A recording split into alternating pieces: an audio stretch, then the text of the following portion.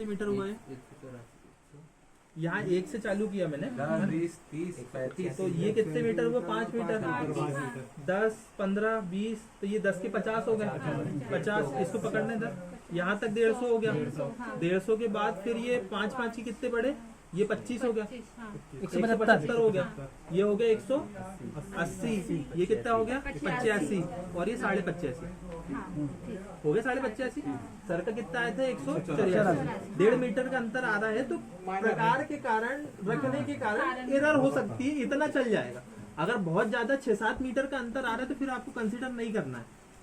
फिर उसकी कंडीशन में क्या करना है? अपने को वो नक्शा ट्रेस करना है, उसको 800 गुना में फोटोकॉपी करना है। 800 गुना मतलब जैन फोटोकॉपी है छिंदवाड़ा में, आराम से वो नक्शा ट्रेस करके ले जाओ। इसको वो पहली बार में 400 करेंगे, फिर दूसरी बार में 200 करके वो 800 कर देंगे।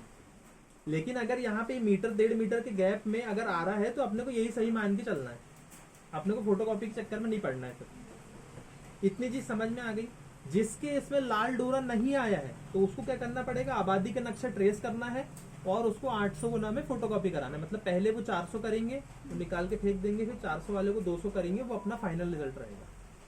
इतनी चीज समझ में आ गई। उसको 800 कराने के बाद भी उसको ट्रेस करना है ट्रेस पेपर पे, क्योंकि उसकी लाइन इतनी मोटी हो जाएगी, है और इतनी लाइन इतनी मीटर हो जाएगी कि वो मोटाई में 4 मीटर रहेगा। उसकी जो लेंथ की मोटाई है उसी में 4 मीटर रहेगा, तो फिर गड़बड़ी होगी। तो उसको एक बार अंदर की सीमा से ट्रेस कर लो, उसको एक बार बाहर की सीमा से ट्रेस कर लो, फिर उसको आपका एरिया भी निकालना पड़ेगा। आपको कंघी से निकालो या किसी भी तरीके से निकालो, उसका एरिया भी निकालना पड़ेगा। अच्छा, एरिया भी निकालने के लिए मैं आपको बता रहा था कि आप जैसे ये कंघी से अगर एक एक को नापते रहोगे, है ना, नापोगे, फिर उसको 64 से डिवाइड करोगे, तो इसी नक्शे को नापने में आपको 1 घंटा लग जाएगा। तो इसका सिंपल सा तरीका है, अपन ने जो पढ़े हैं, पेंसिल है क्या? जैसे ये है, ये दिख रहा है, जैसे ये तो नक्शा काफी डिफिकल्ट है ना।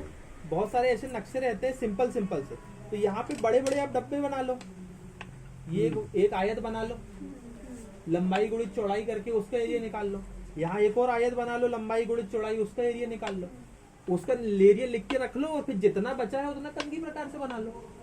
मतलब ये बहुत आसानी से, अगर कोई बड़ा नक्शा है, डिफिकल्ट है, तो उसको आयत बना लो या वर्ग बना लो, वर्ग का एरिया निकाल के रख लो अलग से, और फिर ये जो बचा वाले एरिया है उसको कंघी से नाप के 64 से भाग दे दो, तो उन सबको टोटल कर दो, तो एरिया निकल जाएगा।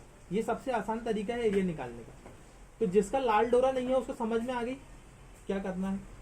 800 गुना में फोटोकॉपी कराना है, तो सिंपल ये लाल डोरा बन गया। उसको ट्रेस करके नीचे शीट पे रखना है, और शीट पे रखने के बाद उसके ऊपर ये शीट रखना, सीधे ट्रेस कर लेना। तो अपना सबसे महत्वपूर्ण काम इसमें यही है कि उनको नहीं पता कि आबादी की सीमा कहाँ है, हमको इस बार में बताना है कि आबादी की सीमा ये है। आपने ये लाल डोरा भेजा, ये गलत है, हमने जो चूना लाइन डलाते हैं उसमें भी हमसे गलती हो गई, लेकिन अब जो हम ये काली स्याही से बना के भेज रहे हैं, ये हमारी फाइनल आबादी है। हमारी आबादी ऐसी है। अब आबादी है तो उसके अंदर बहुत सारे ऐसे प्लॉट होंगे जो आबादी से बाहर जा रहे होंगे, और बहुत सारे ऐसे होंगे जो आबादी में आ रहे होंगे। बहुत सारे ऐसे प्लॉट होंगे जो आबादी में आ रहे होंगे। तो जो बाहर जा रहे हैं उनको बाहर करना है। बाहर करना मतलब लिख के देना है कि इसको बाहर किया जाए, प्रतिवेदन। और जो अंदर है उसको अंदर करना है कि इसको आबादी में शामिल किया जाए। शामिल किया जाए मतलब ऐसा कि हो सकता है कि ये वाला जो डब्बा दिख रहा है इसमें कोई नंबर नहीं आया है, मतलब उनने उसको आबादी नहीं माने। तो अगर हमारी आबादी की नई सीमा यहाँ से क्रॉस करके जाती है तो ये डिब्बा भी शामिल होगा, ये डिब्बा भी शामिल होगा। तो करना ये है कि जो जिनमें नंबर नहीं आए हैं, जिन डब्बों में, जिन प्लॉटों में नंबर नहीं आए हैं, उसमें लिखना है A, B, C, D, ऐसा लिखते हुए चलना है जिसमें नंबर नहीं आए। और फाइनल जब हमारा प्रतिवेदन बनेगा तो उसमें लिखना है कि A को आबादी में शामिल किया जाए, B को आबादी में शामिल किया जाए, C को आबादी में शामिल किया जाए।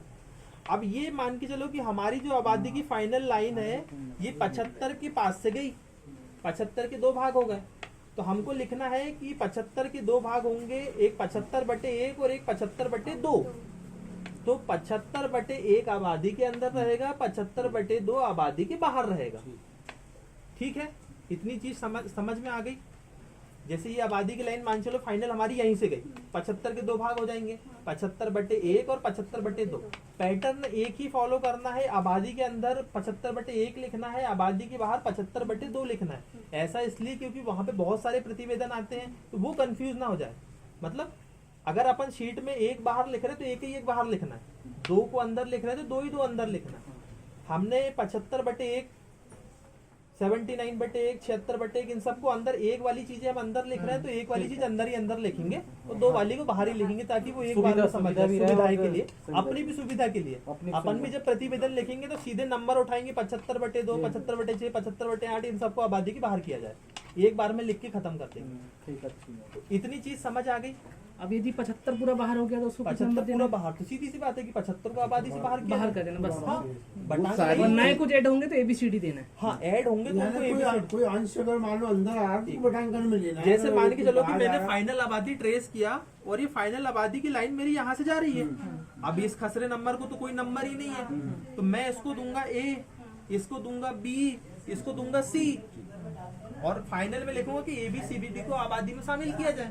अच्छा, जैसे मान लो ABC दे रहे हैं आप, इसको क्या देंगे? पीछे वाले को कुछ नहीं लिखना, उसका कोई मतलब ही नहीं, आबादी के अंदर बस लेना जो आबादी की उसमें आबादी की सीमा आपने मुकर्रर कर ली, उसके बाद ABC डाला आपने कि ये वाला पार्ट उसके अंदर। अब हमको मौके पे भी जाना है, मौके पे जाना है और एक रजिस्टर बनाना है।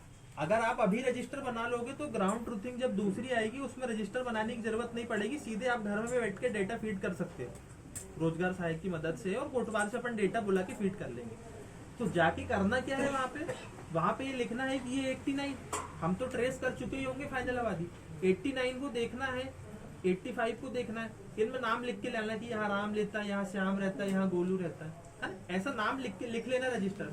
अब इसमें बहुत सारी कंडीशन होगी कि ये 89 और 85 एक ही व्यक्ति का मकान है, लेकिन उसको उनने एक साथ सीमा बना दी है ना, तो उसमें कुछ नहीं करना है, वहां पे अपने को लिखना है कि 88 और 85 को शामिल किया जाए, है ना। जब फाइनल अपना बनेगा तो उस समय कंडीशन क्या रहेगी, 88/2 बाहर हो जाएगा, 88 अंदर 1 रहेगा, यहाँ 85/1 अंदर रहेगा, 85/2 बाहर रहेगा। तो अपन फाइनल प्रतिवेदन में लिखेंगे कि 88/1 और 85/1 को शामिल किया जाए। इतनी चीज समझ में आ गई। हमको 2 से मतलब ही नहीं है, 2 को हमने पहले ही बाहर कर दिया आबादी के बाद। इसका 1 और इसके 1 को शामिल किया जाए अगर वो साथ में रह रहे हैं, साथ में रह रहे हैं, है ना। तो ये चीजें हो गई शामिल करने वाली। अब जैसे मान चलो हमारी आबादी यहाँ से गई है, सामने 90 नंबर दिख रहा है, रोड और A के बीच में आप चौथे को तो दे नहीं सकते, अलॉट नहीं कर सकते, तो क्या करोगे आप, यहाँ ये दोनों को मिला दोगे, A और 90 को मिलाया जाए। रोड से लेके मकान तक की जो बीच में कितना ही गैप हो, मतलब 100 फीट का गैप तो होगा नहीं, कहीं 10 फीट, 12 फीट, 15 फीट का है, तो उसको सामने वाले व्यक्ति को ही आप दे, क्योंकि वहां आप तीसरे को बैठा नहीं सकते। तो रोड और मकान के बीच का ये जो गैप है, जैसे ये 90 नंबर का गैप बन रहा है यहाँ पे, अगर धोखे से आबादी की सीमा यहाँ से जाती तो A और 90 को शामिल किया जाए, और जो जो शामिल करने वाले हैं उसमें ऐसी बराबर वाली लाइन खींच देना है, जैसे अपन निरस्त करने वाली लाइन है ना, जैसे ये 85 और 80 इसको निरस्त करना तो सीधे इसको 2 लाइन खींच देना, लाइन और कट कर ये देना। कार्रवाई करना रेड पेन से, अच्छा, रेड पेन से। इतनी चीज समझ में आ गई। अब उसके बाद को रोड में शामिल करना है कि गैप वाली जमीन तो कर सकते नहीं कर सकते हैं, लेकिन रोड को ना छेड़े अपन तो अच्छा है। रोड को छेड़ने से प्रॉब्लम ये जाएगी कि ये रोड यहाँ से लेके यहाँ तक है, अब ये 10 जगह बीच में से कटी होगी, अरे आबादी की सीमा कहीं ना कहीं से तो क्रॉस करी होगी। जैसे इसी नंबर को मान ले अपन लाल डोरा को सही आबादी मान ले, तो देखिए यहाँ से एक बार ये कटी, ये लाल डोरा के इधर है, तो अगर इसका नंबर 84 है तो ये 84/1 हो जाएगा, ये 84/2 हो जाएगा। अगली बार कहाँ काटी, यहाँ से लेके यहाँ से फिर से कट गई, तो यहाँ 84/5 हो जाएगी, 6 हो जाएगी, मतलब इसके बहुत सारे टुकड़े हो जाएंगे। तो अपन खुद ही कंफ्यूज हो जाएंगे कि किसको शामिल करना है किसको नहीं करना है, तो वो जबरदस्ती का सरदर्द है। तो हमको उनने जो रोड बना के दिए हैं, रोड से छेड़खानी नहीं करोगे तो अच्छा है। अगर रोड से छेड़छाड़ करोगे तो फिर दिक्कत क्या आएगी, आपको हर जगह में लाना पड़ेगा। अगर आपके अंदर इतनी हिम्मत है कि इसको यहाँ जोड़ो, इसको यहाँ जोड़ो, इसको यहाँ जोड़ो और आगे तक भी जोड़ो, वो अगर समस्या आप मैनेज कर सकते हो तो जोड़ सकते हो, कोई दिक्कत नहीं है, लेकिन ना करे तो ज्यादा अच्छा है, क्योंकि उन्होंने रोड बना के दे दिए हैं। इतनी चीज समझ में आई।